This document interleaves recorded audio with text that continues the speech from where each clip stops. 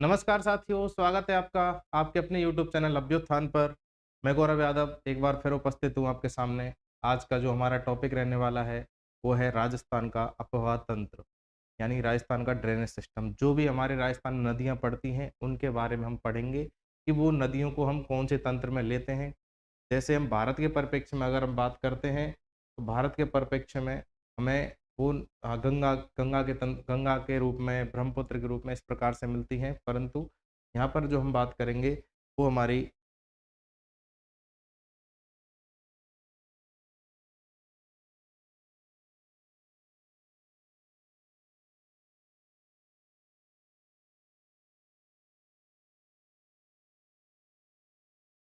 मेरी राहुल राहुल से बात कर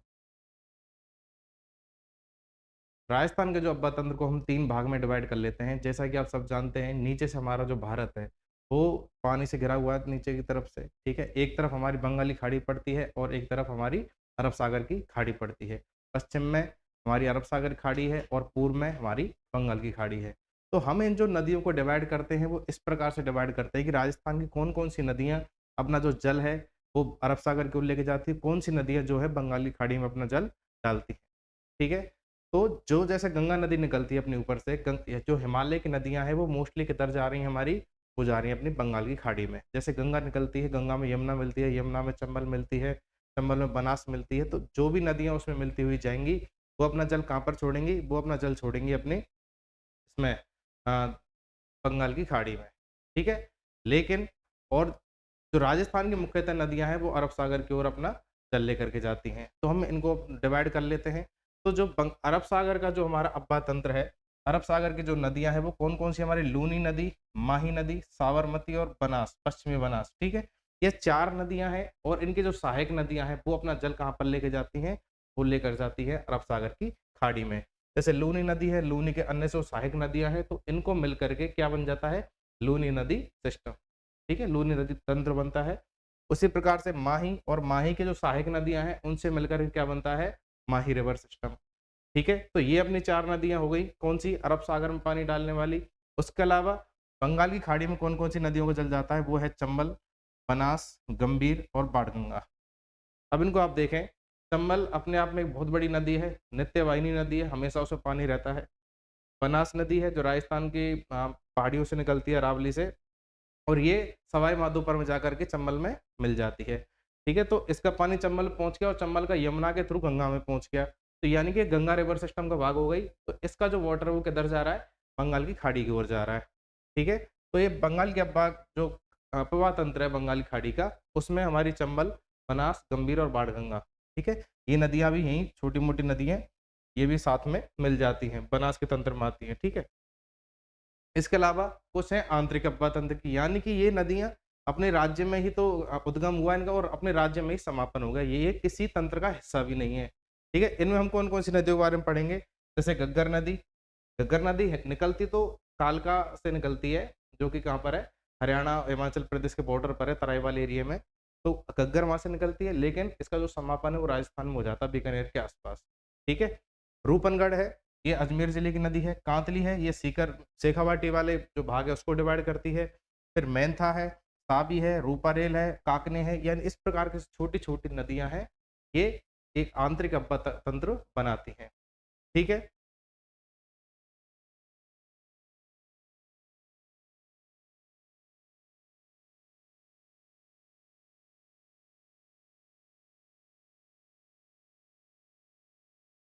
तो आप इस मैप के माध्यम से देख सकते हैं, जैसे लूनी नदी यहाँ से निकली, लूनी नदी इस प्रकार से चली इधर, ठीक है?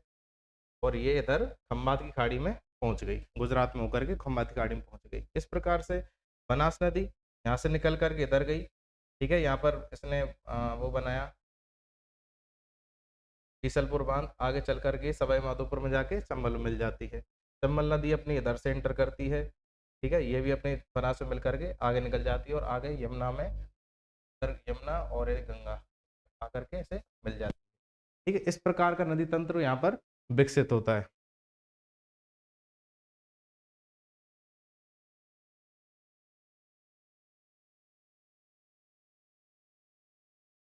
अब हम पानी के ऊपर निर्भरता की अगर बात करें, तो अब हम देखते हैं कि हम प्राचीन समय से अगर हम इतिहास भी पढ़ते हैं, तो हमारी जो भी प्राचीन सभ्यता है, वो हमारी कहाँ विकसित होती हैं?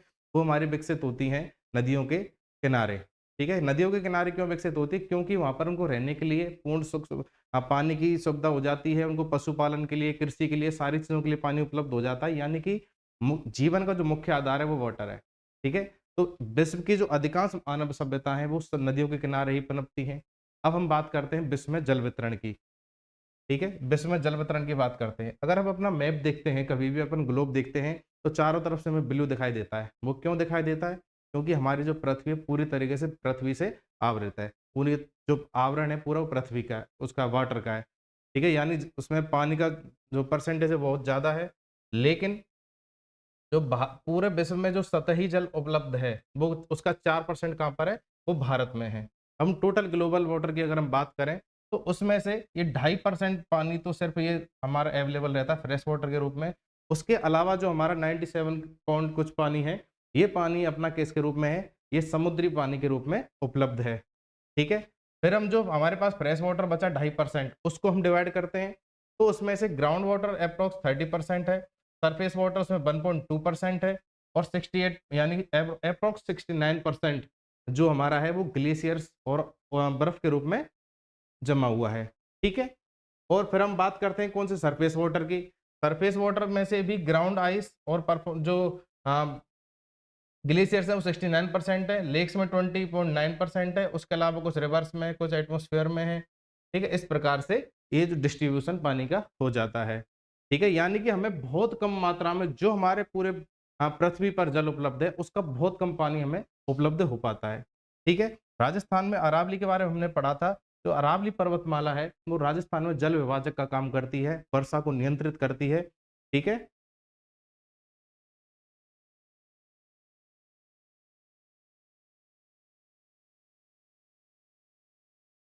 राजस्थान में अरावली है, जो जल विभाजक का काम करती है।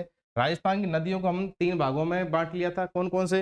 अरब सागर का अब्बा तंत्र, बंगाल की खाड़ी का और आंतरिक अब्बा तंत्र, ठीक है? इस प्रकार से बाँट लिया था। अब अरब सागर में जो हमारी नदियाँ गिरती हैं, वो 17% है, यानी कि राजस्थान के अपवाह तंत्र का 17% जो वाटर है, वो अरब सागर के तंत्र में हमें मिलता है, ठीक है? बंगाल की खाड़ी में जो नदियाँ जल डालती हैं, वो 23% है, ठीक है? और जो हमारी बाद में जो नदियाँ बसती हैं, अंतःप्रवाही नदियाँ, उन अंतःप्रवाही नदियों का जो जल प्रतिशत है, वो 60% है, ठीक है? राजस्थान में कुल नदी बेसिन की अगर हम बात करते हैं, तो हमारे 14 हैं, ठीक है? देश में सर्वाधिक जो अंतःप्रवाही नदियाँ हैं, वो कहाँ पर हैं? वो हमारे राजस्थान में पड़ती हैं या मरुस्थल में पड़ती हैं, क्योंकि वो वहीं से तो उद्गम होता है उनका, वहीं पर उनका समापन हो जाता है। अब ये मैसेज फैक्ट्स फार्म की तरफ से वेरी गुड सर, बहुत-बहुत धन्यवाद। संजय सर बहुत-बहुत धन्यवाद, आभार आपका, ठीक है?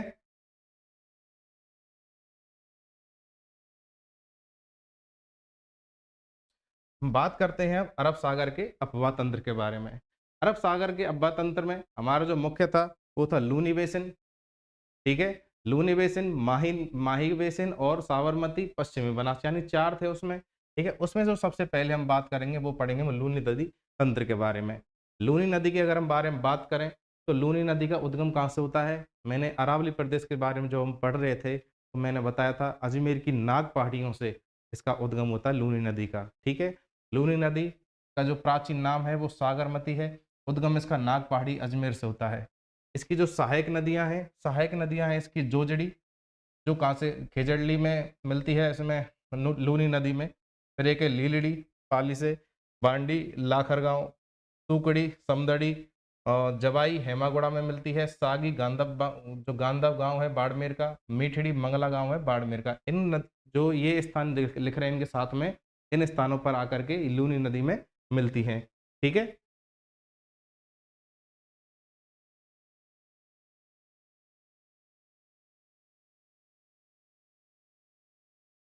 आप इस मैप के माध्यम से देखेंगे, ये यहाँ से लूनी नदी नागपाड़ी अजमेर से निकली, इस प्रकार से नदी चलती है। अजमेर, जोधपुर, जालौर, बाड़मेर इस प्रकार से चलती है नदी, ठीक है? इसमें जो एकमात्र नदी जो कि दाईं ओर से आकर के मिलती है, वो है घोड़लू करके स्थान पड़ता है, नागौर, वहां से निकलती है। इस नदी का नाम है जोजड़ी। ठीक है, जोजड़ी नदी इस साइड से मिलती है। बाकी जो अन्य नदियां हैं इसमें जो मिलने वाली हैं वो किधर से आकर के मिलती हैं, वो बाईं ओर से मिलती हैं। तो लूनी नदी बेसिन में लेफ्ट साइड से मिलने वाली जो नदियां हैं वो सारी नदियां लेफ्ट साइड से मिलती है, और राइट साइड से मिलने वाली नदी कौन सी है, वो मात्र ये है अपनी जोजड़ी नदी। ठीक है, उसके अलावा इस इधर से सारी नदियां इसमें आकर के मिलती हैं, जो कि मीठड़ी है, सुकड़ी है, बांडी है, इस प्रकार से नदियां इसमें आकर के मिलती हैं। ठीक है, इनको याद करने की ट्रिक मैं आपको बताऊंगा।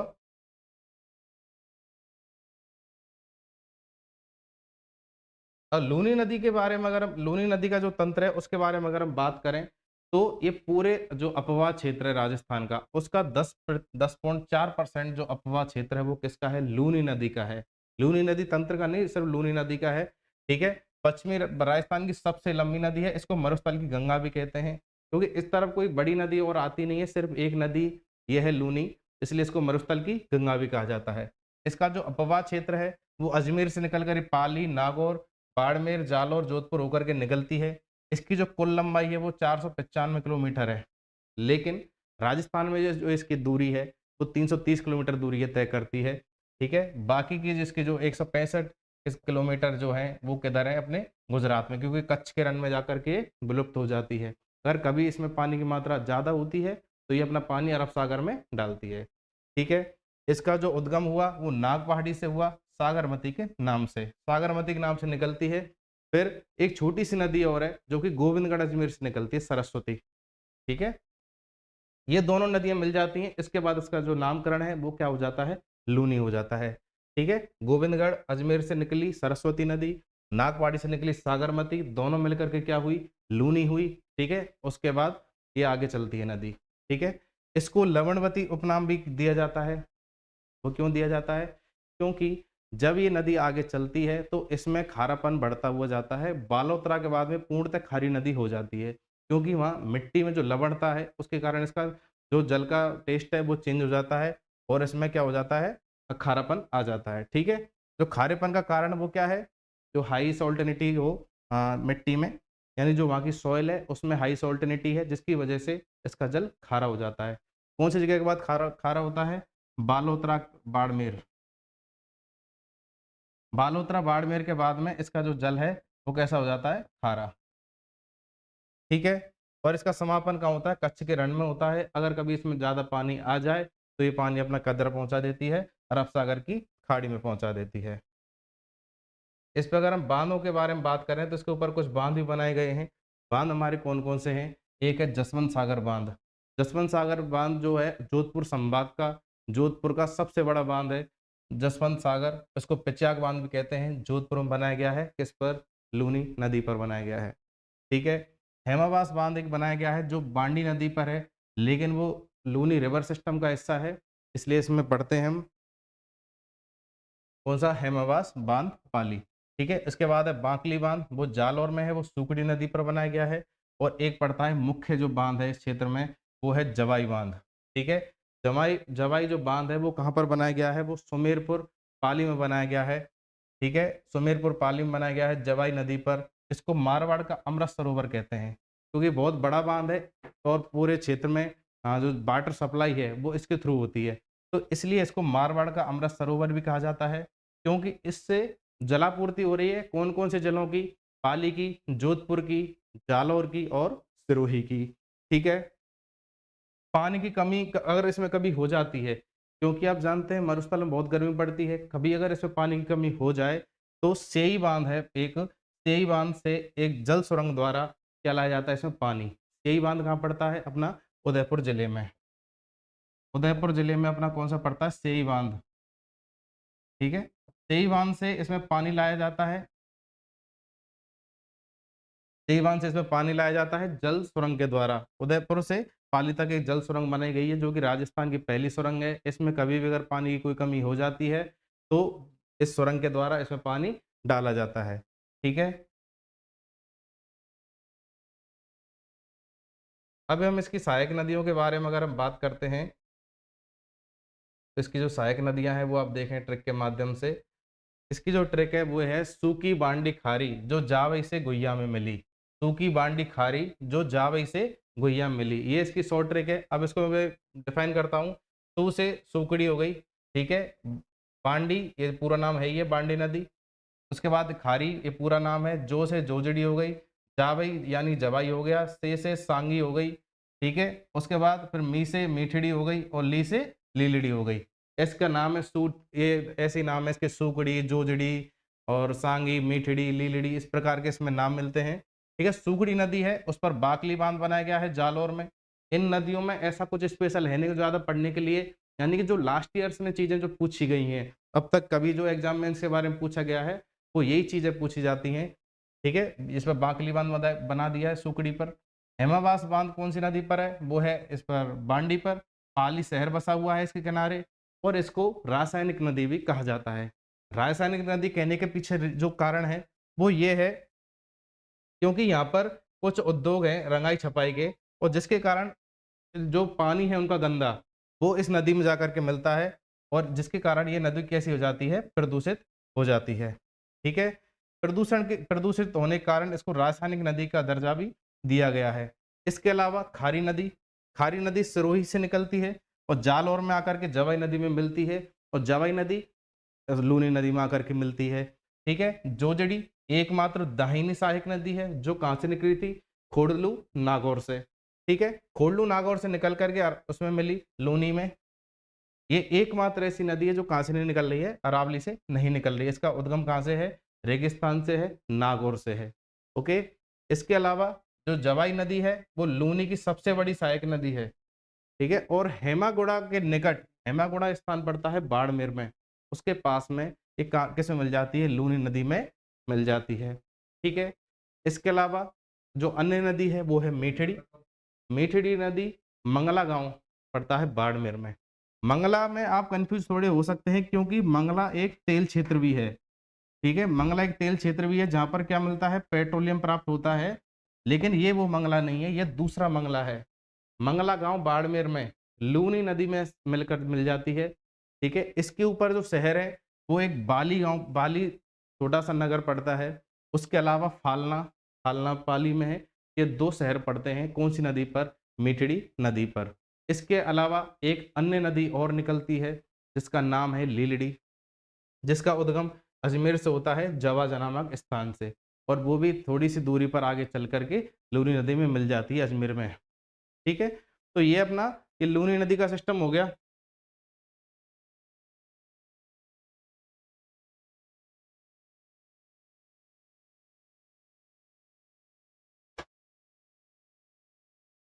हो गया सर का सिलेक्शन, हो गया सर, ओके। ये लूनी रिवर सिस्टम है। ये इस प्रकार से यहाँ से सरस्वती निकली, इधर से ये कौन सी निकली, सागरमती, लूनी नदी यहाँ से चली, ठीक है। इधर से जोजड़ी निकली नागौर से, ठीक है। फिर ये इधर लीलड़ी, इधर से सुकड़ी, ये इधर से सुकड़ी है, ये इधर से जवाई है, ठीक है, सांगी है, और एक खारी है। इस प्रकार से नदी, ये खारी नदी और ये सांगी नदी, इस प्रकार से नदियां मिलती हुई चलती हैं, और ये हमारा क्या बन जाता है, ये बन जाता है लूनी नदी सिस्टम। ये इधर अजमेर है, अजमेर के बाद नागौर, नागौर के अलावा जोधपुर, ये फिर ये पाली, फिर ये बाड़मेर, थोड़ा सा ये जालौर में होकर के इस प्रकार से कच्छ की खाड़ी में पहुंच जाती है, कच्छ के रन में, और वहां पर जाकर के ये विलुप्त हो जाती है, ठीक है। इस प्रकार से हमारा क्या था, ये लूनी नदी तंत्र था। अब जो हम नेक्स्ट पढ़ेंगे वो पढ़ेंगे माही नदी सिस्टम के बारे में। माही नदी सिस्टम के बारे में हम आगे पढ़ते हैं। तो इसकी जो अपना जो अरब सागर वाला अब्बा तंत्र था, उसकी जो मुख्य जो पहले हुआ अपना लूनी, लूनी के बाद में हम पढ़ते हैं क्या, माही।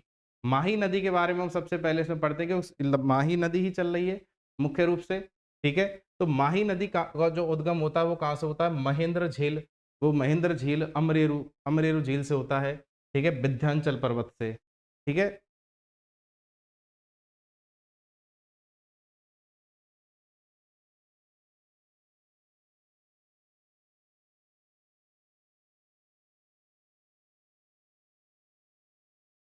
विंध्याचल पर्वत से होता है और जला पड़ता धार, हार जिला पड़ता है कहाँ पर? ये पड़ता है एमपी में, मध्य प्रदेश में।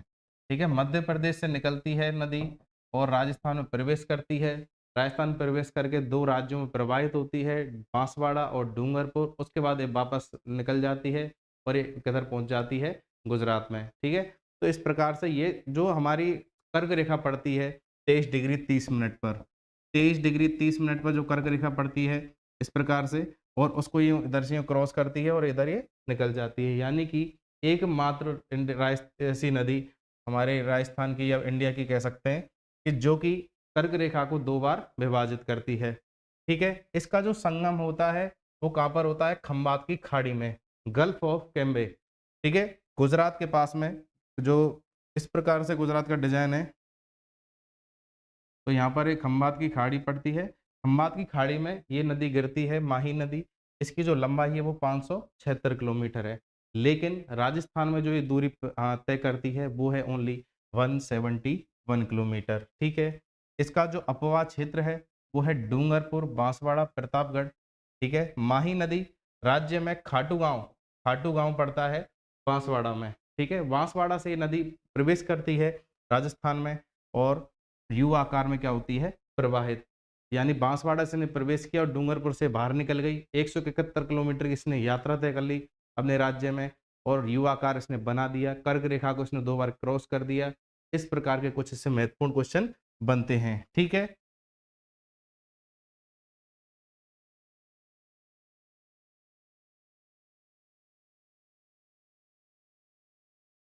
इसके बारे में कुछ और जो चीज़ें हैं, जो और क्वेश्चन्स हैं वो पूछे जाते हैं एग्ज़ाम्स में, वो क्या पूछे जाते हैं? ये काठल की गंगा किसे कहते हैं? या राजस्थान राज्य की जो स्वर्ण रेखा है वो क्या है? आदिवासियों की गंगा कौन-सी है? इस प्रकार के काफ़ी क्वेश्चन्स इस नदी के बारे में पूछे गए हैं। ठीक है? तो काठल की गंगा, दक्षिण राजस्थान की स्वर्ण रेखा, बागड़ की गंगा और आदिवासियों की गंगा। इस प्रकार का अगर कभी कोई क्वेश्चन आए तो उसमें क्या लिख देना है? क्या क्लिक कर देना है आपको? माही नदी पर क्लिक कर देना है। ठीक है? 56 का मैदान बनाती है राजस्थान में। माही नदी का जो प्रवाह क्षेत्र है, वो 56 का मैदान बनता है।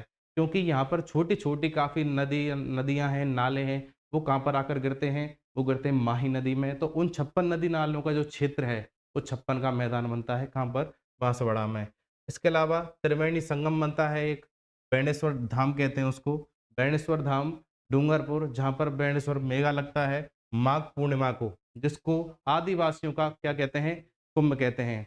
भील जनजाति का एक बहुत बड़ा विशाल मेला है जिसको आदिवासियों का कुंभ भी कहा जाता है। माघ पूर्णिमा को ये मेला लगता है। कहाँ पर लगता है ये? बेणेश्वर धाम में। बेणेश्वर धाम कहाँ है? डूंगरपुर। यहाँ पर क्या हो रहा है? 3 नदियाँ हैं, सोम, जाखम और माही। ये 3 नदियाँ हैं। इन 3 नदियों का संगम हो रहा है बेणेश्वर धाम पर। ठीक है? एक योजना चली सुजलाम सुफलाम परियोजना। ठीक है? माही नदी में सफाई हुई, माही नदी थोड़ी प्रदूषित हो गई, इसकी सफाई हुई तो उस परियोजना को क्या नाम दिया गया? सुजलाम सफलाम परियोजना। ठीक है? एक सुजलाम योजना चलाई गई बाड़मेर में बीएआरसी द्वारा, जो क्या थी? वो पेयजल परियोजना थी। इसकी जो सहायक नदियाँ हैं उनको आप एक बार थोड़ा देखें। इसकी जो सहायक नदियों की जो ट्रिक है याद करने की वो है ए अन्ना चार पाई में सो जा। ए अन्ना चार पाई में सो जा। अन्ना कहाँ का वर्ड है? ये साउथ का वर्ड है, तो इसको आप थोड़ा याद रखें। ए अन्ना चार पाई में सो जा। ऐसे क्या होगा? ऐसे हो जाएगा एराव, आस अन्ना से हो जाएगा अनास, चा से हो जाएगा चाप, में से हो जाएगा मोरेन, सो से हो जाएगा सोम और जा से हो जाएगा जाखम। ठीक है? सोम माही जाखम का संगम कहाँ हो रहा था? बेणेश्वर में। ठीक है? इसके अलावा ये 4 नदियाँ इसकी और बसती हैं। इसमें ये 2-3 ये तो ज़्यादा बड़ी नदी है नहीं, छोटी-छोटी नदियाँ हैं। मोरन एक थोड़ी-सी इम्पोर्टेंट है, जो क्या गलियाकोट त्रिवेणी संगम बनता है एक, माही, मोरन और अनास का। ठीक है? इन 3 नदियों का संगम बनता है कहाँ पर? गलियाकोट में। ये गलियाकोट भी एक बहुत फेमस जगह है। माही, मोरन और अनास का संगम हुआ है यहाँ पर। इसके अलावा जो सोम नदी है, उसका उद्गम कहाँ से हो रहा है? उदयपुर में बीछामेड़ी की पहाड़ियों से। ठीक है? उदयपुर में बीछामेड़ी की पहाड़ियों से उद्गम हो रहा है। सहायक नदी इसकी जाखम है। त्रिवेणी संगम इसका माही नदी के साथ बनता है। किस स्थान पर? बेणेश्वर पर। जो बांध इस पर बनते हैं वो सोम काकदर है और सोम कमला है। 2 इस पर बांध बन रहे हैं। ठीक है? इसके अलावा जो जाखम नदी है, इसको क्या कहा जाता है? आदिवासियों की गंगा भी कहा जाता है। ये कहाँ से निकलती है? ये छोटी सादड़ी की पहाड़ियों से निकलती है, प्रतापगढ़ से। प्रतापगढ़ में पड़ता है छोटी सादड़ी, ठीक है? वहाँ से ये निकलती है और इस पर एक बाँध बनता है जाखम। जाखम बाँध बनता है प्रतापगढ़ में, जो कि राज्य का सबसे ऊँचा बाँध है, जिसकी जो ऊँचाई है वो 81 किलोमीटर है, 81 मीटर। 81 मीटर उसकी ऊँचाई है। कौन-सा बाँध है? वो है जाखम बाँध, ठीक है? जाखम बाँध राजस्थान का सबसे ऊँचा बाँध है, ठीक है?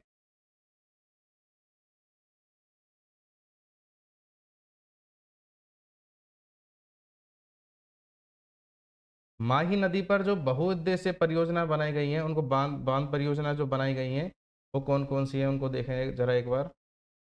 जो माही नदी पर जो परियोजना बनाई गई है,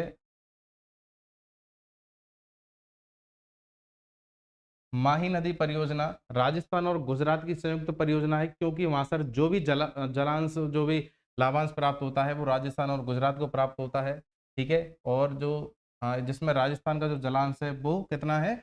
45% है, लेकिन उस पर जिन परियोजना पर जो भी विद्युत उत्पादन हो रहा है, उसका जो 100% यूज़ कौन करेगा? वो कौन करेगा? राजस्थान करेगा, ठीक है? इस परियोजना में 2 बाँध निर्मित हैं, पहला है माही बजाज सागर बाँध और एक है कड़ाना बाँध। जमनालाल बजाज थे एक, जमनालाल बजाज थे, उनके नाम पर इसका नाम रखा गया माही बजाज सागर बाँध, ठीक है? ठीक है, माही बजाज सागर बाँध ये कहाँ पर है? ये है बोरखेड़ा में, बांसवाड़ा, ठीक है? बोरखेड़ा जो अंतिम स्थान पड़ता है राजस्थान का, ठीक है? जहाँ से प्रवेश करती है। राजस्थान में सबसे लंबा बाँध है, 3109 मीटर लंबा। सबसे ऊँचा कौन-सा था? जाखम बाँध। दक्षिण राजस्थान की सबसे बड़ी परियोजना है। इसके अलावा एक बाँध पड़ता है इस पर, कड़ाना बाँध। ठीक है, जो गुजरात में बना है। काकदी पिकअप डैम इस पर बांसवाड़ा में बनाया गया है। सोम कमला अंबा ये डूंगरपुर में इस पर परियोजना है। सोम कागदर परियोजना वो उदयपुर में है। जाखम बांध प्रतापगढ़ में है। सीता माता अभ्यारण्य यहाँ पर पड़ता है। ठीक है, इस प्रकार की ये जो परियोजना है इस पर बनाई गई है। जो कड़ाना बांध है उस पर जल पूर्ति के लिए एक पिकअप बांध बनाया गया है जिसका नाम है कागदी पिकअप बांध बांसवाड़ा। ठीक है,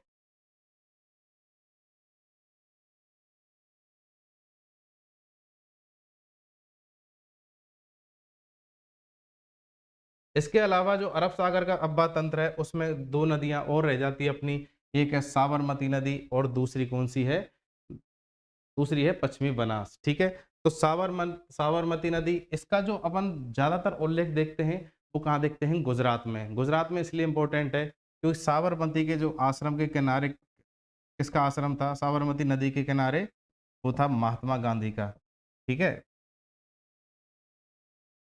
महात्मा गांधी गांधी का आश्रम था अहमदाबाद में, ठीक है? तो इस वजह से ये नदी बहुत ज़्यादा फेमस थी, लेकिन राजस्थान के परिप्रेक्ष्य में इसका उल्लेख बहुत कम मिलता है। इसका जो उद्गम है वो बाकल नदी के रूप में होता है, कहाँ से? फुलवारी की नाल है उदयपुर, ठीक है? फुलवारी नाल एक अभ्यारण्य भी है, तो ये वहाँ से इसका उद्गम होता है फुलवारी की नाल से और इसका जो संगम होता है, ये इसका होता है खम्बात की खाड़ी में। खम्बात की खाड़ी में अपना जल गिराती है। इसका जो अपवाद क्षेत्र है, वो राजस्थान में उदयपुर है। उसके बाद ये गुजरात में पहुँच जाती है। इसकी जो लंबाई है 375 किलोमीटर है, लेकिन राजस्थान में इसकी जो दूरी है, वो सिर्फ 28 किलोमीटर है। ठीक है, बहुत कम ही दूरी तय करती है 28 किलोमीटर। किनारे इसके जो बसे शहर हैं, वो अहमदाबाद और गांधीनगर है। गांधीनगर जो गुजरात की क्या है? राजधानी है। राजधानी कहाँ की है? गुजरात की। कौन सी? गांधीनगर, ठीक है? और उसका जो मुख्य व्यावसायिक शहर है वो कौन सा है? अहमदाबाद। तो अहमदाबाद और गांधीनगर जो 2 मुख्य शहर हैं, वो किसके किनारे पर बसे हुए हैं?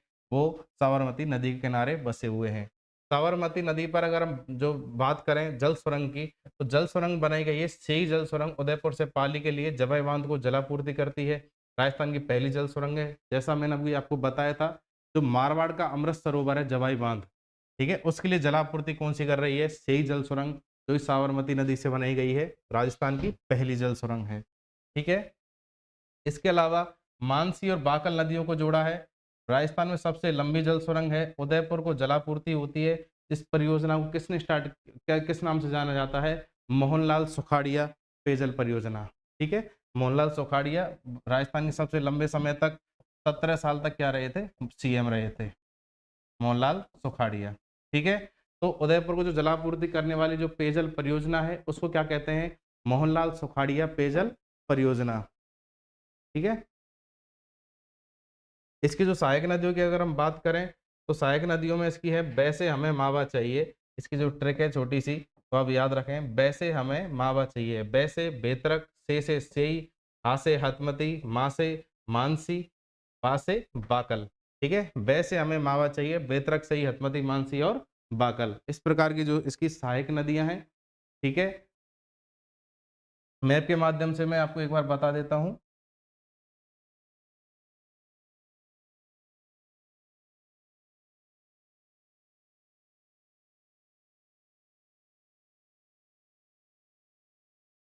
इस पर यहाँ से एक निकलती है ये नदी,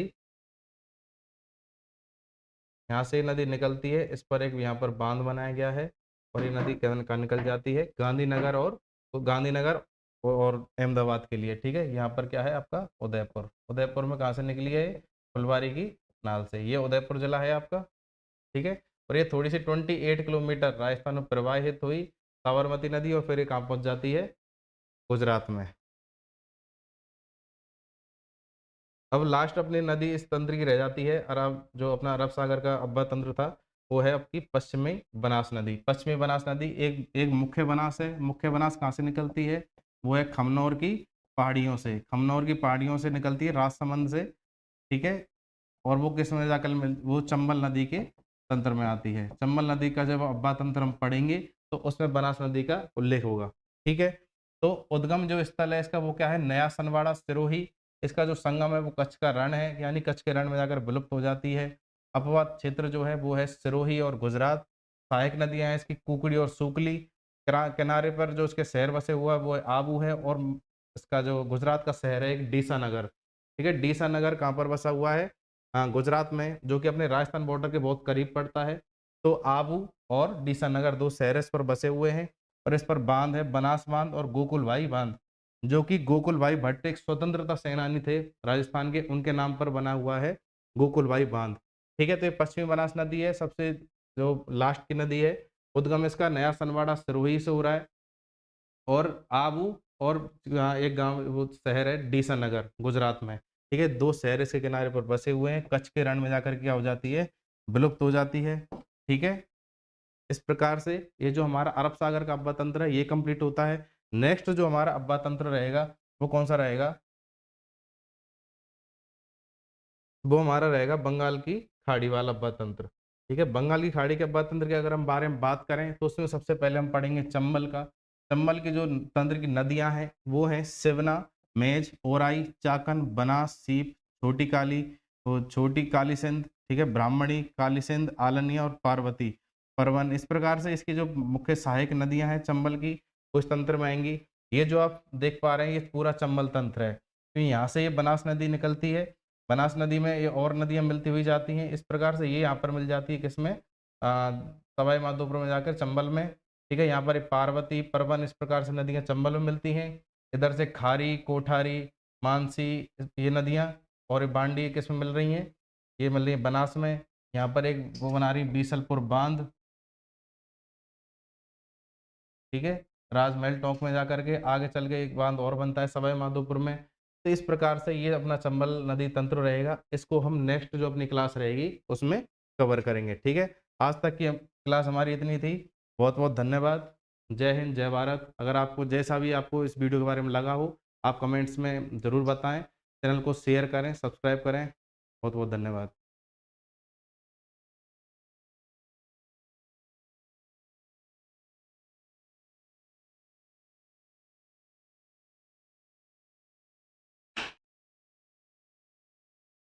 नमस्कार साथियों, स्वागत है आपका आपके अपने यूट्यूब चैनल अभ्युत्थान पर। मैं गौरव यादव। आज जो हमारे सामने टॉपिक रहने वाला है वो राजस्थान का अब्बा तंत्र है। ठीक है, इससे पहले जो हमारी क्लास हुई थी उसमें हमने अरब सागर की जो खाड़ी का अब्बा तंत्र, अरब सागर का जो अब्बा तंत्र है उसके बारे में पढ़ा, और आज की क्लास में हम बंगाल की खाड़ी के अब्बा तंत्र के बारे में और जो आंतरिक अब्बा तंत्र है राजस्थान का उसके बारे में पढ़ेंगे। ठीक है, हेलो सर, हाय अरुण जी। तो आज हम बंगाली खाड़ी के अब्बा तंत्र के बारे में पढ़ेंगे। तो उसमें सबसे पहले हम जो बात करेंगे वो करेंगे चंबल नदी के अब्बा तंत्र के बारे में। तो चंबल नदी का जो तंत्र है उसमें अगर हम बात करें तो ये नदी मध्य प्रदेश से निकलती है। मध्य प्रदेश से निकलती है और मध्य प्रदेश से निकल के राजस्थान में चलते हुए ये उधर उत्तर प्रदेश में जा करके यमुना नदी में मिल जाती है। यमुना नदी जो कि गंगा नदी का तंत्र है, गंगा नदी अब्बा तंत्र में आती है। ठीक है, इस प्रकार से आगे चल के यमुना गंगा में मिल जाती है। तो चंबल नदी है, चंबल नदी की ये सहायक नदियां हैं, आहू है, परवन है, कुनू है, पार्वती है। इस प्रकार से इसकी सहायक नदियां हैं। सबसे बड़ी जो इसकी सहायक नदी है वो है बनास नदी। इसके अलावा इसकी जो सहायक नदियां हैं उनमें आती है सेवना, मेज, ओराई, चाकन, बनास, सीप, छोटी काली सिंध, ब्राह्मणी, काली सिंध, आलनी और पार्वती। इस प्रकार ये जो नदियां हैं ये इसके अब्बा तंत्र में शामिल होती हैं, जो कि मिलकर के चंबल नदी का तंत्र बनाती हैं। ठीक है,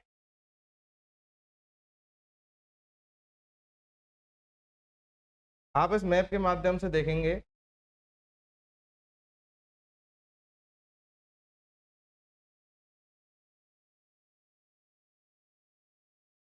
इस प्रकार से ये एमपी से आती है और एमपी में महू स्थान पड़ता है। महू, महू के पास से निकलती है जनापाव की पहाड़ियों से।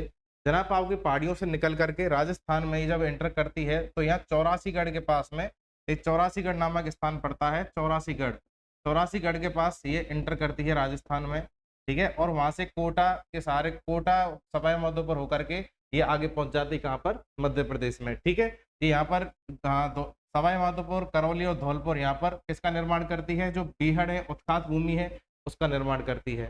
ठीक है, और इसकी जो सहायक नदियां हैं, इसकी अनेक सहायक नदियां जैसे पार्वती नदी है, परवन नदी है, काली सिंध है, ब्राह्मणी है, आहू है, और ये काफी इसकी जो सहायक नदियां हैं। इस प्रकार से मिलकर के एक चंबल नदी का तंत्र बनता है, जो कि यमुना और गंगा की सहायक नदी है। इसकी जो सबसे बड़ी सहायक नदी है वो यहाँ से निकल करके जाती है, वो है बनास नदी। ठीक है, बनास नदी सवाई माधोपुर में जाकर के चंबल में मिलती है। तो चंबल नदी तंत्र के बारे में, अगर चंबल नदी के बारे में अगर हम बात करें तो इसका जो उपनाम है, जो प्राचीन नाम इसका मिलता है वो है चमनवती नदी। ठीक है, इसके अलावा कामधेनु या नित्य वाहिनी नदी भी इसको कहा जाता है। ठीक है, जिस प्रकार से एक नदी है गंडक, गंडक नदी का जो उपनाम है वो भी लगभग इससे मिलता जुलता उसको कह सकते हैं, वो है सदा नीरा, यानी जिसमें सदा पानी रहता हो। ठीक है, इसी प्रकार से इसका जो नाम है नित्य वाहिनी, यानी जो हमेशा बहती रहती हो। ठीक है, इसका जो प्राचीन नाम है चमनवती, कामधेनु या नित्य वाहिनी। इसका जो उद्गम है वो होता है जनापाव की पहाड़ियों से, जो कहाँ पर है, महू जिले में। महू जिला पड़ता है मध्य प्रदेश। मध्य प्रदेश में विंध्याचल जो श्रेणी है, विंध्याचल श्रेणी जो उत्तर भारत और दक्षिण भारत दोनों को डिवाइड करती है। ठीक है, विंध्याचल श्रेणी से निकलती है जनापाव की पहाड़ियों से, और इसका जो संगम है वो होता है यमुना नदी में। यमुना नदी में जब ये राजस्थान में बह करके एमपी में प्रवेश कर, थोड़ा सा एमपी के साथ सीमा बनाती राजस्थान की, और आगरा से आगे इटावा के पास, ये इटावा के पास जाकर के यमुना नदी में मिल जाती है। ठीक है, और आगे चलकर ये यमुना को जल के सब पहुंचता है इलाहाबाद या प्रयागराज में जाकर के गंगा नदी के तंत्र में। ठीक है, इसकी जो लंबाई की अगर हम बात करें तो 1051 किलोमीटर लंबी ये नदी है, लेकिन राजस्थान में इसकी जो टोटल दूरी है वो टोटल है 322 किलोमीटर। मध्य प्रदेश, राजस्थान और यूपी, इन तीनों की सीमा का ये निर्धारण करती है। इसके अलावा इसका जो अपवा क्षेत्र है, राजस्थान में कौन सी जगह से इसका प्रवेश हुआ, वो हुआ चौरासीगढ़ के पास से। ठीक है, और चित्तौड़गढ़, बूंदी, सवाई माधोपुर, करौली, धौलपुर, इन जिलों में बहती है, और इसके अलावा कोटा में। ठीक है, इसकी जो सहायक नदियां हैं उसके बारे में ये जो ट्रिक है इनको आप थोड़ी सी याद रखें।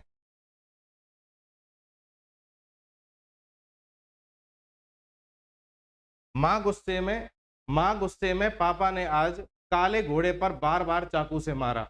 माँ गुस्से में पापा ने आज काले घोड़े पर बार बार चाकू से मारा। एक बच्चा कह रहा अपनी माँ से, माँ गुस्से में पापा ने आज काले घोड़े को मारा है चाकू से, बार बार चाकू से मारा।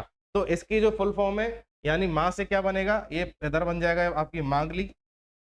ठीक है, गु से गुंजाली, मे से मेज, पा से पार्वती, ने से नेवाज, आ से आहू, का से काली सिंध, घोड़े से घोड़ा पछाड़। ठीक है, इस प्रकार से इसका नाम होगा, यानी माँ से मांगली, गु से गुंजाली, मे से मेज, पा से पार्वती, ने से नेवाज, आ से आहू, का से काली सिंध और घोड़े से घोड़ा पछाड़। ठीक है,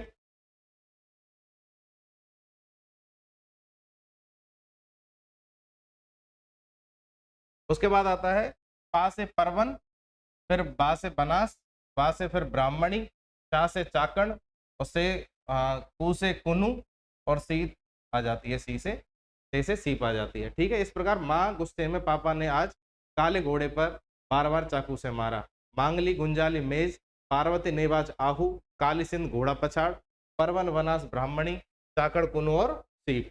इस प्रकार से आपको पूरा ये याद रखना है। इसके अलावा सर्वाधिक सर्वाधिक सतही जल उपलब्ध कराने वाली ये नदी है।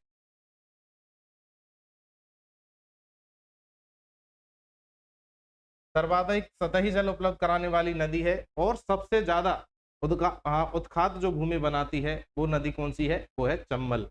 ठीक है, क्योंकि सर्वाधिक अवनाल का जो अपर्दन होता है, अवनाल का अपर्दन यानी कि इसके जो आसपास का क्षेत्र है उसमें जो कटाव होता है पानी के कारण से, उस कटाव में क्या है, गहरी गहरी खाइयां बन जाती हैं मिट्टी में, मिट्टी को कटाव करके गहरी गहरी खाइयां बन जाती हैं, जिनको क्या कहते हैं, अवनाल का अपर्दन। ठीक है, उनको सामान्य भाषा में क्या कहा जाता है, करौली की अगर हम बात करें तो वहां पर डांग कहा जाता है। ठीक है, उससे आगे की अगर हम बात करते हैं ग्वालियर और जो अपने धौलपुर से लगने वाला जो भाग है उसमें इसको कहा जाता है बीहड़। ठीक है, बहुत वीरानी जो जमीन हो जाती है यहाँ पर, बिल्कुल बंजर हो जाता है, बहुत ऊंची नीची होती है, कहीं कहीं पर तो 20-20 मीटर 30-30 मीटर ऊंचे मिट्टी के टीले बन जाते हैं, उनके बीच में से नालियां सी कटी हुई होती हैं। ठीक है, बहुत दुर्गम इलाका बन जाता है, इसलिए डांग या बीहड़ कहते हैं।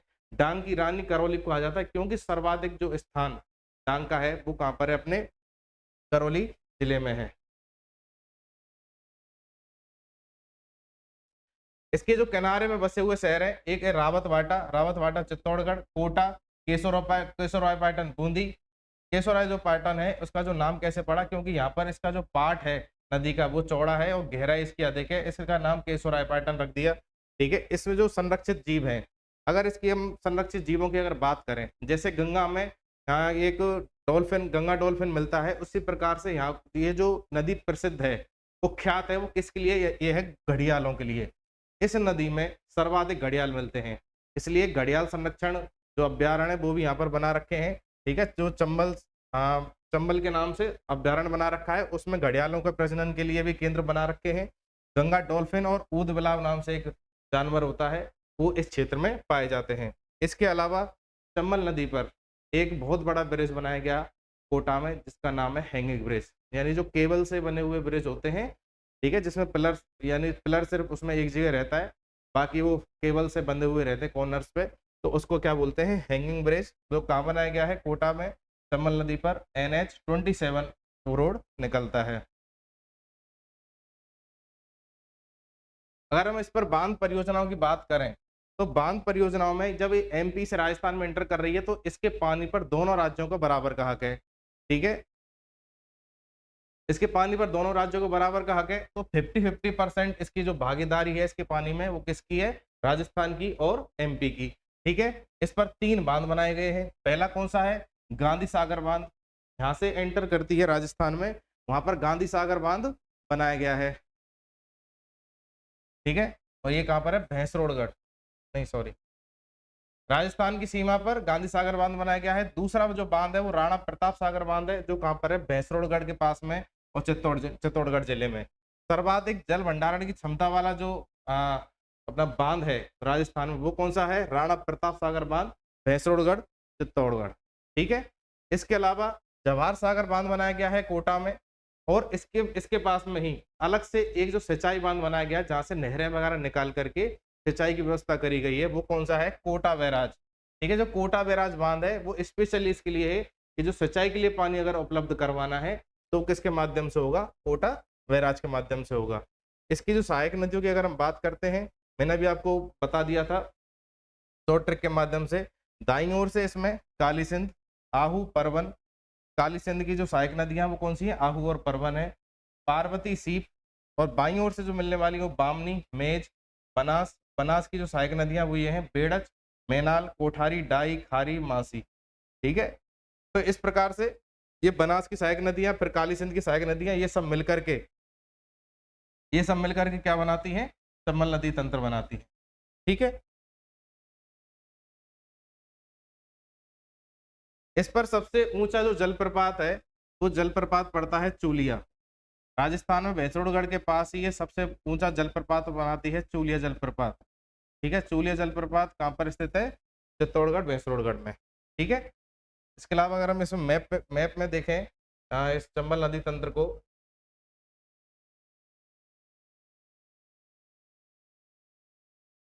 तो यहाँ खमनौर की पहाड़ियों से क्या निकलती है? बनास नदी निकलती है, जो आप रेड कलर में देख पा रहे होंगे, ये बनास नदी है। और ये टोंक में ये क्या बना रही है? बीसलपुर बांध बना रही है। उसके अलावा एक कोठारी नदी निकलती है देवेर की पहाड़ियों से, और ये नदी और ये क्या यहाँ पर क्या बना देती है? ये त्रिवेणी संगम बनाती है यहाँ बीगोद में।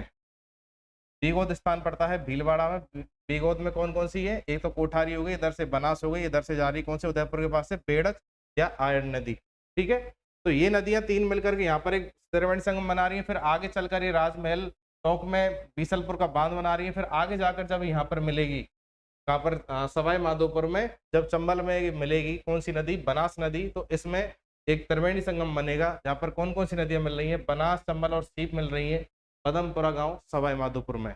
ठीक है, और रामेश्वरम नामक स्थान है, तो उसको क्या कहते हैं? रामेश्वरम त्रिवेणी संगम। ये इधर से खारी नदी भी इसमें मिलती है, डाई है, इधर से मासी है। तो ये इसकी बनास की सहायक नदियां हैं। बनास किसकी सहायक नदी है? चंबल की है। इसमें फिर चंबल में जो मुख्य रूप से आती है, जैसे इधर से बाईं ओर से मेज नदी है, नीचे ये चंबल गई, चंबल पर ये गांधी सागर बांध बना, फिर राणा प्रताप सागर बांध बना। इस प्रकार से आगे चल करके इसमें नदियां मिलती जाती है और आगे बनास में मिल जाती है। इधर से ये पार्वती नदी, इधर से काली सिंध, आहू, परवन की नदियां मिलती हैं। ठीक है, इस प्रकार से चंबल नदी तंत्र बनता है। पार्वती नदी जो इसमें मिल रही है, पार्वती नदी 2 बार राजस्थान और एमपी की सीमा बनाती है। आप पिछले मैप में देखें एक बार, ये एक तो इधर से ही छबड़ा के पास 12 में, और थोड़ा सा आगे चल के इधर, और मतलब 2 जगह पर ये नदी क्या बनाती है? ये राजस्थान और मध्य प्रदेश की सीमा बनाती है। ठीक है, 2 बार राजस्थान और एमपी की सीमा बनाती है। काली सिंध जो नदी है वो दाईं ओर से मिलने वाली सबसे बड़ी सहायक नदी है, क्योंकि इसकी आहू और परवन 2 नदी है सहायक है काली सिंध की। ठीक है, हरिश्चंद्र बांध किस पर बनाया गया है? काली सिंध नदी पर। झालावाड़ का जो गागरोन दुर्ग है वो आहू नदी पर बना हुआ है, इसको क्या कहते हैं? जल दुर्ग। जल दुर्गों की अगर हम बात करें तो गागरोन दुर्ग का एग्जाम्पल दिया जाता है। नानेरा कोटा चंबल में विलय हो जाती है। नानेरा नामक स्थान है कोटा में, वहां पर एक काली सिंध नदी किसमें मिल जाती है? चंबल में। बनास सबसे लंबी सहायक नदी है किसकी? चंबल की। ठीक है, अब हम बात करते हैं बनास के बारे में। बनास नदी के बारे में बात करते हैं। इसके जो बात नाम आते हैं वो है एक बन की आशा, बन की आशा, बरनासा या वशिष्ठी, ये 3 इसके प्राचीन नाम हैं। ठीक है, तो इसका जो उद्गम होता है वो कहाँ से होता है? खमनौर की पहाड़ियों से। खमनौर कहाँ पर है? राजसमंद में। ठीक है, राजसमंद में खमनौर की पहाड़ियों से इसका उद्गम होता है। लंबाई 512 किलोमीटर है, और इसका संगम किसके साथ है? चंबल नदी में। कौन से स्थान पर? रामेश्वरम सवाई माधोपुर में। ठीक है,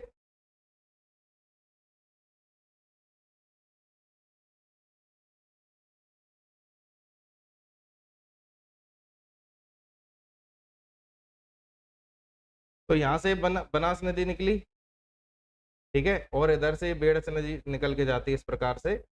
बेड़ और आयरन नदी और बेड़स मिलकर जाती हैं उदयपुर होकर के, यहाँ पर आकर के मिल जाती हैं। ठीक है, और यहाँ पर बीगोत में संगम बना, एक मेनाल नदी निकलती है इधर से, फिर इधर से कोठारी नदी आकर के मिल जाती है। फिर आगे राजमहल टोंक में जाकर के इसमें खारी और ये डाई नदी आकर मिलती है, और यहाँ पर क्या बन जाता है?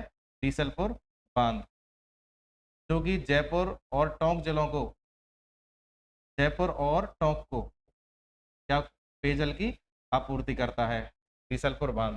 ठीक है, फिर इससे आगे बढ़ती है तो इधर एक नदी इसमें और आकर मिलती है, मोरेल नदी। ठीक है, और मोरेल नदी से थोड़ा और आगे चलती है तो यहाँ चंबल पर, यहाँ पर एक नदी और आकर मिल जाती है, इसमें सीप, सीप नदी मिल जाती है और चंबल मिल जाती है। तो यहाँ पर क्या बन जाता है? रामेश्वरम त्रिवेणी संगम।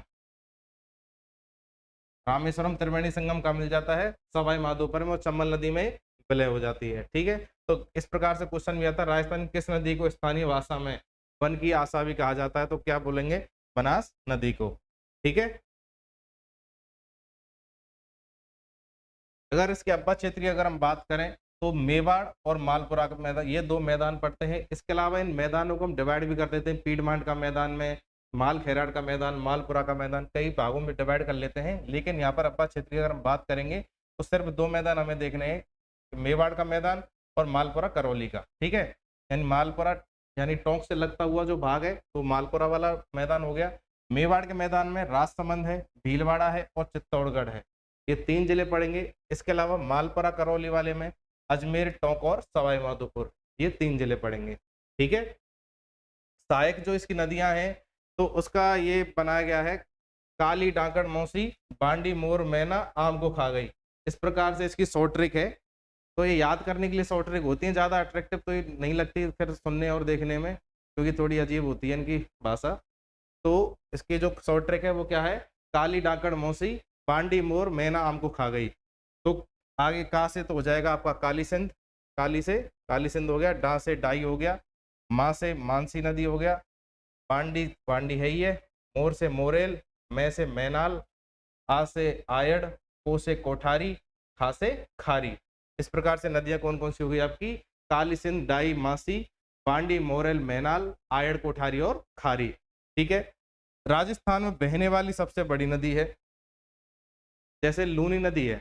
लूनी नदी कहाँ से निकल रही थी, अजमेर से, नाग पहाड़ियों से, लेकिन वो नदी कहाँ जा रही है, गुजरात में जाकर के खंबाती खाड़ी में गिरती है। लेकिन ये इतनी काफी बड़ी नदी है और कहाँ से निकल रही है, राजसमंद से निकलती है और सवाई माधोपुर तक ये बहती है, ठीक है। तो ये ओनली राजस्थान में बह रही है। तो जल राजस्थान में पूर्णतः बहने वाली सबसे लंबी नदी है। इसका जो जल अपवाद क्षेत्र है वो कितना है, वो कहाँ पर है, सर्वाधिक जो किस नदी का है राजस्थान में, वो है बनास नदी का, ठीक है। सर्वाधिक त्रिवेणी संगम बना रही है, कितने त्रिवेणी संगम बना दिए इसने, पहला पहला बनाया बीगोद के पास में, ठीक है। इसमें कौन कौन सी नदी मिली थी, सॉरी सॉरी सॉरी,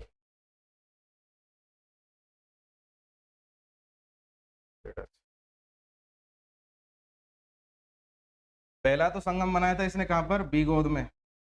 बीगोद में कौन कौन सी नदी मिली थी, इसमें मैनाल मिली थी, बेड़च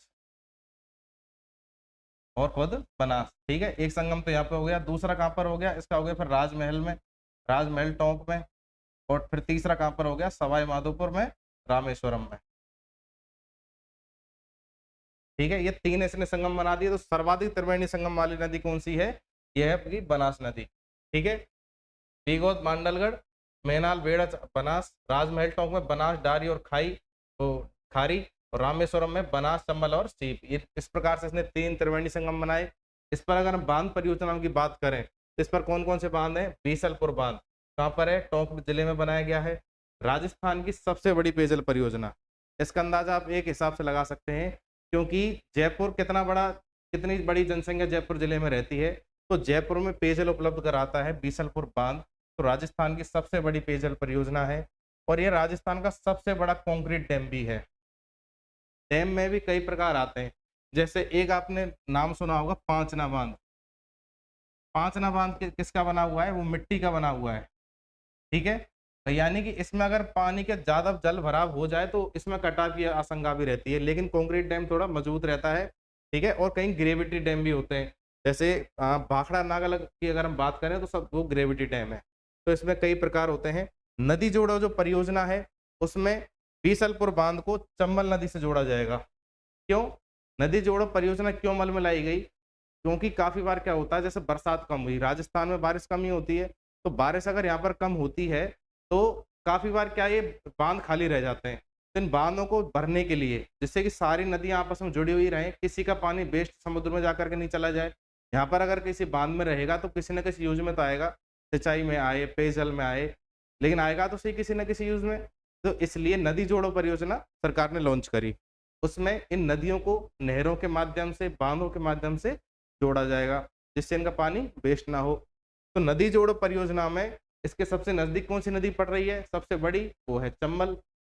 अगर बीसलपुर में पानी की अगर कोई कमी हो जाती है तो यहाँ पर कौन सी नदी का पानी आएगा, वो आएगा चंबल नदी का।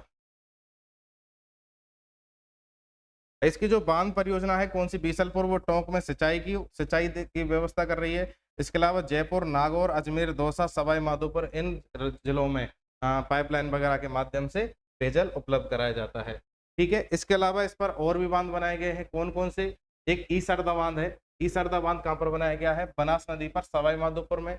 इसके अलावा मोरेल बांध, ये दौसा में बनाया गया है। एक इसकी सहायक नदी है बनास की, कौन सी, वो है मोरेल।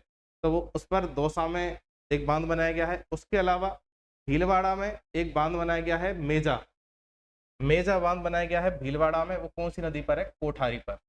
क्योंकि अ, कोठारी नदी के किनारे पर बसा हुआ शहर, अगर अभी कोई आ जाए क्वेश्चन तो क्या बताएंगे आप, भीलवाड़ा। ठीक है, उसके अलावा इस बनास की एक सहायक नदी है बेड़च नदी, जो कहाँ पर मिल रही थी, बीगोद, बीगोद में जो पहला त्रिवेणी संगम बनाया था बनास ने, पर कौन सी नदी मिल रही थी, बेड़च नदी या आयड़ नदी। ठीक है, आयड़ नदी आहड़ सभ्यता से इसका नाम रिलेटेड है। उदयपुर के पास में एक प्राचीन सभ्यता, प्राचीन युग में एक सभ्यता विकसित हुई थी जिसका क्या नाम था, आहड़ सभ्यता, उसके नाम पर इस नदी का नाम क्या है, आयड़ है। ठीक है, इसका जो उद्गम होता है वो कहाँ से होता है, गोगुंदा की पहाड़ियों से। गोगुंदा बहुत ऐतिहासिक नाम है, आपने बहुत बार सुना भी होगा। जब आप राजस्थान का इतिहास पढ़ते हैं तो महाराणा प्रताप का जो राज तिलक हुआ था, महाराणा प्रताप का राज तिलक कहाँ पर हुआ था, गोगुंदा में, महाराणा प्रताप से रिलेटेड स्थल है। ठीक है, या फिर उदय सागर नाम से एक झील भी बनाती है वहां पर है। इसका जो संगम है वो किस में होता है, बनास नदी में, बींगोद के पास में त्रिवेणी संगम बनाते हुए। ठीक है, इसके अलावा इसकी जो सहायक नदियां हैं वो कौन सी हैं, गंभीरी, औराई और गुजरी, यानी कुछ छोटी मोटी एक दो नदी नाले और हैं वो भी इसमें मिलते हैं। अब आपको इसमें कंफ्यूज नहीं होता है, गंभीरी में या गंभीर, दो नदियां मिलती हैं, एक गंभीर नदी है जो कहाँ तक जाती है, वो भरतपुर तक जाती है, और एक गंभीरी नदी है जो कौन सी साइड में है, उदयपुर की साइड में। गंभीरी और बेड़च जो कहाँ पर संगम होता है इनका, चित्तौड़गढ़ दुर्ग के पास में। ठीक है, और गोसुंडा बांध बनाया गया है बेड़च नदी पर, कहाँ, चित्तौड़गढ़ जिले में। ठीक है, इसके बाद हम बात करते हैं कोठारी नदी की। कोठारी नदी के किनारे पर कौन सी सभ्यता विकसित हुई थी, बागौर सभ्यता। इसमें दो क्वेश्चन मिल गए हिस्ट्री के, कौन कौन से, एक तो मिल गया हमें आहड़ सभ्यता के बारे में, आहड़ सभ्यता कहाँ विकसित हुई, उदयपुर में, कौन सी नदी, वो बेड़च नदी है उससे रिलेटेड। ठीक है, एक कोठारी नदी के किनारे पर कौन सी सभ्यता है, वो है बागौर सभ्यता। ठीक है, तो ये दो अपन को यहाँ पे क्वेश्चन मिल गए। देवेर की पहाड़ियों से, देवेर की पहाड़ियों में एक युद्ध हुआ था 1582 में, तो उससे रिलेटेड इसको याद रखें। देवेर की पहाड़ियां राजसमंद में है, वहां से कोठारी नदी निकलती है। ठीक है, इसका जो संगम होता है वो कहाँ पर होता है, मांडलगढ़ के समीप होता है, बनास नदी में। ठीक है, इस पर एक बांध बनाया गया है मेजा बांध, भीलवाड़ा में, जो कोठारी नदी पर है। और इसकी जो पाल है उसको क्या कहते हैं, ग्रीन माउंट कहते हैं, क्योंकि वहां पर बहुत ज्यादा हरियाली है, काफी पेड़ पौधे हैं, इस वजह से इसको ग्रीन माउंट कहते हैं, इसकी पाल को। ठीक है, एक ढूंढ नदी है, ढूंढ नदी आपने कभी उसमें शायद पानी नहीं देखा हो, जो जयपुर के आसपास रहते हैं, जिसके कारण इस क्षेत्र को क्या बोला जाता है, ढूंढाड़, जिस कारण इस प्रदेश को क्या बोला जाता है, ढूंढाड़ प्रदेश। वो क्यों बोला जाता है, ढूंढ नदी के कारण। ठीक है, तो ढूंढाड़ प्रदेश जो ये ढूंढ नदी है वो जयपुर से निकलती है और मोरेल में जाकर के मिल जाती है। एक है द्रव्यवती नदी। ठीक है, इसको नदी ना बोलकर अगर नाला बोलें तो ज़्यादा अच्छा है, क्योंकि पूरे जयपुर की गंदगी इसमें से जाती है। इसको कुछ सरकार, पिछली सरकार ने एक प्रोजेक्ट चला करके कन्वर्ट किया नदी में, लेकिन इसकी हालत अभी भी नाले जैसी है। नाहरगढ़ से निकलती है और मोरेल नदी में जाकर के विलय होती है। ठीक है, जो इसकी लंबाई है वो लगभग 60-65 किलोमीटर के समथिंग है, जो कि दौसा के आसपास तक पहुंचती है। ठीक है, इसके बाद हम देखते हैं नेक्स्ट, वो है अपनी बाणगंगा नदी। बाणगंगा नदी को कहते हैं अर्जुन की गंगा। कहा जाता है कि जब अर्जुन और ये जो भी पांडव थे, ये अज्ञातवास पर थे। अज्ञातवास, इनको 12 साल का तो वनवास था, प्लस 1 साल का इनको अज्ञातवास था। तो 1 साल का अज्ञातवास था, तो उस टाइम पर ये अलवर वाले स्थान पर रहे थे, जो कहाँ पर है, विराट नगर या बैराट जिसको बोलते हैं, तो विराट नगर वाले क्षेत्र में रहे थे। इनसे रिलेटेड जो स्थल है वो पांडुपोल है, पांडुपोल वगैरह जो स्थान है से रिलेटेड है। तो इन्होंने, अर्जुन ने अपने तीर से इस नदी को निकाला था, ऐसा बोला जाता है बाणगंगा नदी को। इसको अर्जुन की गंगा, ताला नदी या रुंडिता नदी भी कहा जाता है। ठीक है, इसका जो उद्गम है वो बैराट की पहाड़ियों से होता है। बैराट की पहाड़ी कहाँ पर है, जयपुर में एक स्थान है विराटनगर। ठीक है, वो वहाँ पर है बैराट की पहाड़ियाँ। और इसका जो संगम है वो कहाँ पर है, अजान बांध में। अजान बांध को जो भी भाई जुड़ रहे हैं अपने भरतपुर के, वो बताएं अजान बांध को क्या कहा जाता है स्थानीय भाषा में। अजान बांध को कहा जाता है कोहनी बंद।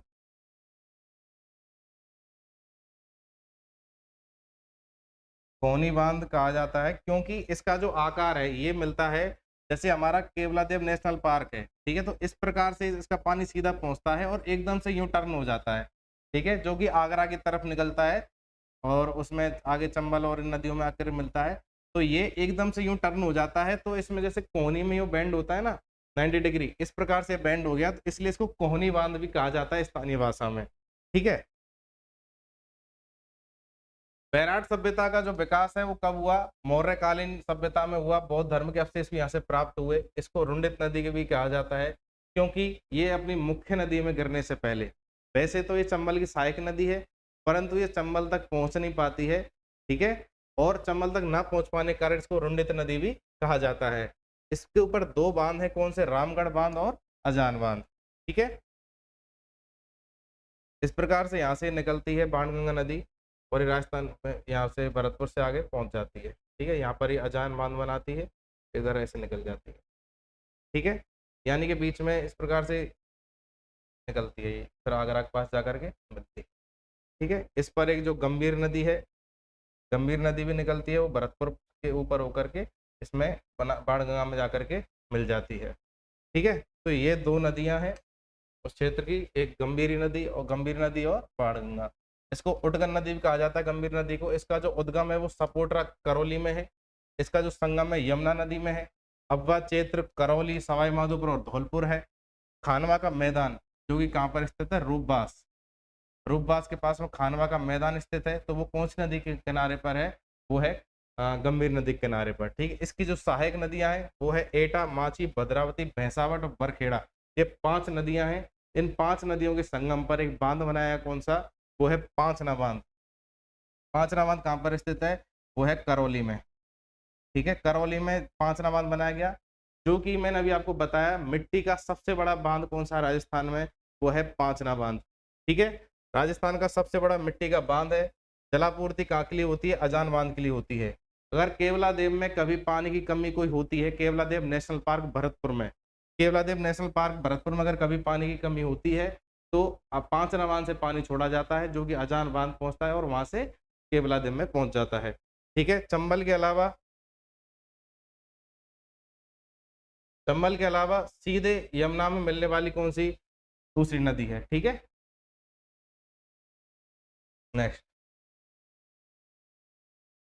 अभी हमारा कौन सा हो गया? बंगाल की खाड़ी वाला अब्बा तंत्र। बंगाली खाड़ी में सिर्फ हमारी एक बड़ी सबसे नदी कौन सी जा रही है? चंबल। चंबल में बनास मिल गई, ठीक है? तो अब ये अपना तो ये कंप्लीट हो गया बंगाली खाड़ी वाला। इसके अलावा अब हम बात करेंगे आंतरिक प्रवाह के बारे में, यानी कि जो राजस्थान के अंदर पैदा मतलब उद्गम हो रहा है, वहीं पर समाप्त हो रही है। तो ऐसी कौन कौन सी नदियां हैं? तो उन नदियों के बारे में बात करते हैं, ठीक है? तो वो नदियां कौन सी आती है? सबसे पहले आती है घग्गर नदी, सबसे ऊपर लेते हैं। तो ये शिवालिक की जो पहाड़ियां हैं, इस पर ये जो हिमा ना ये जो हिमालय की तलहटी है, ऊपर ये ग्रेटर हिमालय वगैरह है, तो नीचे जो हिमालय की तलहटी है, इसको शिवालिक की पहाड़ियां भी कहा जाता है, ठीक है? या निम्न हिमालय भी कहा जाता है। तो ये कहाँ पर है? हिमाचल प्रदेश, ठीक है? उसमें एक स्थान पड़ता है कालका, ठीक है? तो कालका से ये घग्गर नदी निकलती है और राजस्थान में हनुमानगढ़ श्रीगंगानगर जिले में बहती है और आगे जाती है पाकिस्तान तक। लेकिन पाकिस्तान तक कब पहुंचती है? जब इसमें पानी ज्यादा आ जाता है, तो फोर्ट अब्बास तक चली जाती है, ठीक है? इसके अलावा एक कांकरी नदी है जो कि शेखावाटी में बहती है। काकनी या काकने है। रूपारेल जो अलवर भरतपुर में बहती है। रूपनगढ़ अजमेर में। मैथा खंडेला खंडेला सीकर से। मैथा अजमेर में। खारी ये सांभर में मिलने वाली नदियां हैं। तो इस प्रकार से ये आंतरिक प्रवाह की कुछ नदियां हैं जिनको हम मैप के माध्यम से देखते हैं, ठीक है?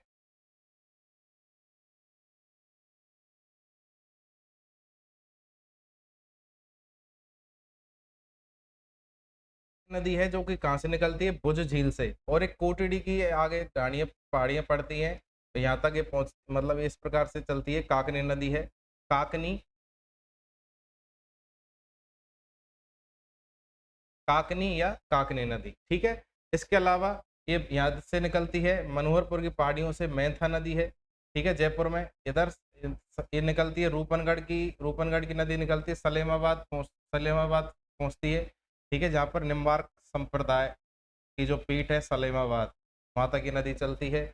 इसके अलावा इधर ये तेवर की पहाड़ियों में सावी नदी है। इधर ये जो कि शेखावाटी को विभाजित करती है, शेखावाटी को विभाजित करके तोरावाटी क्षेत्र जो बनता है, शेखावाटी में तोरावाटी, वो कौन सी नदी के क्षेत्र है, वो है इस कांतली नदी का। इसके अलावा अलवर से निकलती है उदयनाथ की पहाड़ियों से, उदयनाथ की पहाड़ियों से अलवर से कौन सी नदी निकली, वो है रूपारेल, जो कहाँ तक पहुंचती है, भरतपुर तक, जो कि मोती झील तक इसकी समाप्ति होती है। तो इस प्रकार से आंतरिक प्रवाह की कुछ नदियां हैं, इनके बारे में आप देखते हुए चलें। खारी नदी, खारी नदी, और फिर उसके अलावा एक अजमेर से जो रूपनगढ़ नदी निकली वो, ठीक है, मनोहरपुर की पहाड़ियों से मेंथा नदी, और एक खंडेला की पहाड़ियों से जो खंडेला नदी जो निकलती है। तो ये 4 नदियां आकर के कौन से झील को जल उपलब्ध कराती हैं, वो अपनी झील है सांवर झील। फुलेरा के पास में सांवर झील पड़ती है, उसमें 4 नदियां अपना जल गिराती हैं। कौन कौन सी? खारी, खंडेला, रूपनगढ़ और मेंथा नदी, ठीक है। इसकी अगर लंबाई चौड़ाई की अगर हम बात करें सांवर झील के, 2 से 3 किलोमीटर इसकी चौड़ाई है, लेकिन इसकी जो लंबाई है वो 32 से 36 किलोमीटर है, ठीक है। सबसे बड़ी इसमें जो नदी मिलेगी हमें, वो मिलेगी घग्गर नदी, जो कि कौन से क्षेत्र में है, उत्तर राजस्थान के क्षेत्र में। उत्तर राजस्थान में कौन कौन से नदी आते हैं इसमें? जिले आते हैं, श्री गंगानगर आता है, और एक कौन सा आता है, हनुमानगढ़, ठीक है। 2 जिले आते हैं। सरस्वती नदी भी कहा जाता है इसको, मृत नदी भी कहा जाता है, ठीक है, नट या दृश्यवती इसके नाम है, उपनाम। इसके अलावा इसका जो उद्गम है कालका की पहाड़ियों से है, इनको शिवालिक की पहाड़ियां भी कहते हैं, ठीक है। हिमालय से होता है इसका उद्गम। हिमालय से आने वाली एकमात्र नदी कौन सी है? घग्गर नदी। इसका जो अपवाह क्षेत्र है वो हिमाचल प्रदेश, हरियाणा, गंगानगर, हनुमानगढ़ और पाकिस्तान है। राजस्थान में कहाँ से प्रवेश करती है? ये तिलवाड़ा या टिब्बी नामक स्थान पड़ता है हनुमानगढ़ में, तो ये वहां से एंटर करती है राजस्थान में, और सूरतगढ़ में समापन हो जाता है, और आगे कहाँ पहुंच जाती है? ये चली जाती है पाकिस्तान में, अनूपगढ़ होते हुए पाकिस्तान में जाती है। फोर्ट अब्बास तक इसका बहाव है। यहाँ पर बाढ़ आती है ना, इसमें बाढ़ का जब पानी आता है तो फोर्ट अब्बास तक ये पहुंच जाती है। सबसे लंबी अंतःप्रवाही नदी है। इसके किनारे पर प्राचीन सभ्यता विकसित हुई। इसमें आपको क्वेश्चन भी कई प्रकार के मिल गए। एक तो आहड़ सभ्यता का मिला, एक बागोर सभ्यता का मिला, एक बैराट सभ्यता का मिला, एक और मिल गया आपको कालीबंगा या पीलीबंगा, ठीक है। तो इसके घग्गर नदी के किनारे पर जो सभ्यताएं अपनी विकसित हुई वो कौन कौन सी हैं? कालीबंगा या पीलीबंगा। इसके जो स्थानीय नाम मिलते हैं वो मिलते हैं हमें नाली या पाट, हकरा, हकरा बोलते हैं पाकिस्तान में, ठीक है। हिमालय से आने वाली राजस्थान की एकमात्र नदी है।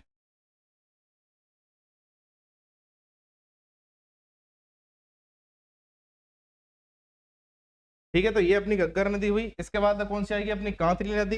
कांतली नदी कौन से क्षेत्र में बह रही है? कांतली नदी बह रही है अपने झुंझुनू, चूरू और सीकर वाले क्षेत्र में, ठीक है। तो ये अपनी कहाँ से निकलती है? इधर पहाड़ियों से निकल करके, खंडेला की पहाड़ियों सीकर में, यहाँ से निकल कर किधर जाती है? झुंझुनू की ओर जाती है। इधर ये चूरू है अपना। इधर सुनारी सभ्यता इसके किनारे पर विकसित हुई। एक गणेश्वर सभ्यता हुई। कितने क्वेश्चन मिल गए? गणेश्वर सभ्यता, सुनारी, इससे पहले बैराट, ठीक है। इधर कालीबंगा, पीलीबंगा, आहड़ और अपनी बागौर सभ्यता, यानी सारे जो रिलेटेड क्वेश्चन है प्राचीन वाले उसके सारे मिल चुके हैं इसमें। इसका नीम का थाना में गणेश्वर सभ्यता, सुनारी सभ्यता खेतड़ी झुंझुनू में, और इसके जो आसपास का जो क्षेत्र है, ठीक है, इसको क्या बोला जाता है? तोरावाटी क्षेत्र भी कहा जाता है। झुंझुनू को इसने 2 भाग में डिवाइड कर दिया, ठीक है।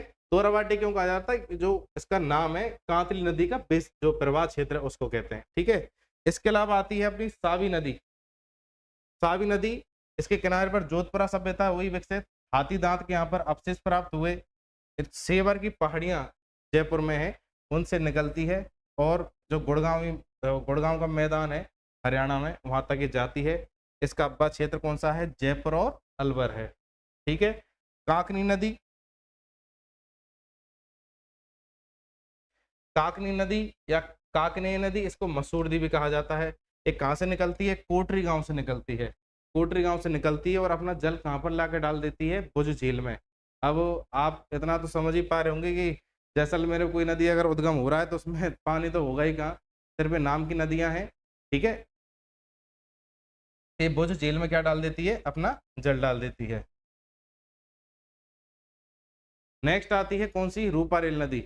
रूपारेल नदी को क्या कहा जाता है? इसको बरहा नदी भी कहा जाता है। बरहा नदी भी कहा जाता है। एक विष्णु के जो 10 अवतार थे भगवान विष्णु के, उनमें एक अवतार था बरहा अवतार, ठीक है, जो सुअर से भी जिसकी बराबरी की तुलना की जाती है। तो बरहा नदी इसका नाम है। इसका जो उद्गम है उदयनाथ की पहाड़ियों से होता है। इसका जो संगम है वो मोती झील में होता है। अब इसके बारे में आपको एक इंटरेस्टिंग फैक्ट बताता हूँ। देखो, जो व्यक्ति जहाँ का निवासी है वहाँ के बारे में सारी चीज़ जानता है, ठीक है, और मोस्टली लोग जानते हैं। जो नहीं जानते हो तो सो रहे हैं, उनका तो कोई इलाज है ही नहीं, ठीक है। तो भरतपुर में स्थान बता दिया उन्होंने मोती झील, किताबों में लिखा हुआ है। हमें बड़ी इच्छा होती थी कि हम भी देखें कैसी मोती झील है, तो हमने वो मोती झील देखी। तो वहाँ पर कुछ नहीं है मोती झील के नाम पर, भरत उसमें जाकर ये विलय होती है। सुजान गंगा लिंक चैनल से मोती झील को लोहागढ़ से जोड़ती है। लोहागढ़ दुर्ग, लोहागढ़ का जो किला है, ठीक है, उसके चारों ओर ये सुजान गंगा नहर है। तो लोहागढ़ दुर्ग को किससे जोड़ती है? मोती झील से जोड़ती है, ठीक है। बीकानेर संभाग की अगर हम बात करें, बीकानेर संभाग में ऊपर ऊपर के जिले आ रहे हैं, कौन कौन से? हनुमानगढ़, गंगानगर, बीकानेर और चूरू, ये 4 जिले आ रहे हैं। इन 4 जिलों में एकमात्र नदी जो कौन सी है, वो कौन सी है? घग्गर नदी। और चूरू ऐसा जिला जहाँ पर कोई नदी नहीं है। बीकानेर और चूरू दोनों हैं वे जिले जहाँ पर कोई नदी नहीं बहती। कोटा संभाग ऐसा संभाग है जहाँ पर सर्वाधिक नदियां हैं। बरसात भी सबसे ज्यादा वहीं होती है कोटा संभाग में, ठीक है। सर्वाधिक नदियां हैं, चित्तौड़ जिले में सर्वाधिक नदियां हैं, ठीक है। कोटा संभाग में भी चित्तौड़ में सर्वाधिक नदियां हैं। और छोटे और जो कुछ क्वेश्चन इसमें से जो बन सकते हैं वो देख देख लेते हैं। पूर्वी राजस्थान में चंबल सबसे लंबी नदी है, 1051 किलोमीटर लंबी है। लेकिन राजस्थान में कितनी दूरी है इसकी? राजस्थान में 322 किलोमीटर है, ठीक है। राजस्थान में 322 किलोमीटर है। दक्षिणी राजस्थान की सबसे लंबी नदी माही, 576 किलोमीटर। लेकिन राजस्थान में कैसे बहती है? यानी कर्क रेखा को इस प्रकार से पार करते हुए निकल जाती है, जो कि कितना है? 171 किलोमीटर है, ठीक है। अगर पश्चिमी राजस्थान की बात करें तो जो इधर मरुगंगा कौन सी है? लूनी नदी, 495 किलोमीटर है। लेकिन राजस्थान में 300 किलोमीटर, बाकी के गुजरात में है, ठीक है। पूर्णतः राजस्थान की सबसे बड़ी नदी कौन सी है? मैंने अभी आपको बताया था, बनास नदी है, जिसकी जो लेंथ है वो है 512 किलोमीटर, ठीक है। और उत्तरी राजस्थान की सबसे लंबी नदी कौन सी है? वो है आपकी घग्गर नदी। कहाँ कहाँ बह रही है ये श्रीगंगानगर और हनुमानगढ़, 2 जिलों में बह रही है, ठीक है। तो ये आपकी क्या थे? ये आपकी सारी नदियाँ कंप्लीट हो गई। सबसे पहले हमने अरब सागर का अब्बा तंत्र पढ़ा, उसके बाद हमने बंगाल की खाड़ी की जो नदियां हैं वो हमने देखी, ठीक है। उसके बाद जो आंतरिक अब्बा तंत्र की नदियां हैं, यानी जो राजस्थान में जिनका उद्गम हो रहा है, राजस्थान में अंत हो रहा है, वो नदियां हमने देखी, ठीक है। तो ये अपनी सारी नदियों वाला टॉपिक कंप्लीट हो गया। और कुछ अपने राजस्थान में झरने भी मिलते हैं। राजस्थान में झरने सबसे बड़ा सबसे ऊंचा जो झरना है वो कौन सा है? चूलिया जलप्रपात। ये कहाँ पर है? ये है आपका भैंसरोडगढ़ में, चित्तौड़गढ़, ठीक है। और चंबल नदी पर स्थित है। इसके अलावा भीमताल, ये भीमताल नामक स्थान पर पड़ता है, किसमें? बूंदी में, ठीक है। भीमताल नामक स्थान पर पड़ता है। और एक कौन सी नदी है? मांगली नदी है, ठीक है। मैनाल, मैनाल जलप्रपात पड़ता है मैनाल पर, मैनाल स्थान पर, और मैनाल ही नदी है। अरना, अरना अरना झरना, अरना इस प्रकार से इसका नाम है, गलत लग गया है टाइपिंग में, अरना और झरना, ठीक है। ये जोधपुर में जलप्रपात बनते हैं। दमोह जलप्रपात ये धौलपुर में बनता है। और ये दिर जलप्रपात ये कहाँ पर बनता है? कंकोड़ नदी पर बनता है। तो ये अपना क्या कौन सा टॉपिक कंप्लीट हो गया? जो राजस्थान का ड्रेनेज सिस्टम है, राजस्थान का अपवाह तंत्र, वो आपका कंप्लीट हो गया, ठीक है। अगला जो हमारा टॉपिक रहेगा उसमें हम जो राजस्थान की प्रमुख झीलें वगैरह हैं हम उनको देख लेंगे, ठीक है। तो जिन जिन भाइयों ने ये वीडियो देखा उनको बहुत बहुत धन्यवाद। जय हिंद, जय भारत, बहुत बहुत धन्यवाद। इस वीडियो की अगर आप पीडीएफ चाहते हैं तो अपने डिस्क्रिप्शन में टेलीग्राम की लिंक है, आपको वहाँ पर इसकी पीडीएफ मिल जाएगी। आप पीडीएफ को डाउनलोड करके देख सकते हैं अपने फ़ोन में, फ़ोन, लैपटॉप, टैबलेट जो भी आप यूज़ करते हैं उसमें। बहुत बहुत धन्यवाद। सेशन को आप शेयर करें ज़्यादा से ज़्यादा, चैनल को सब्सक्राइब करें। धन्यवाद।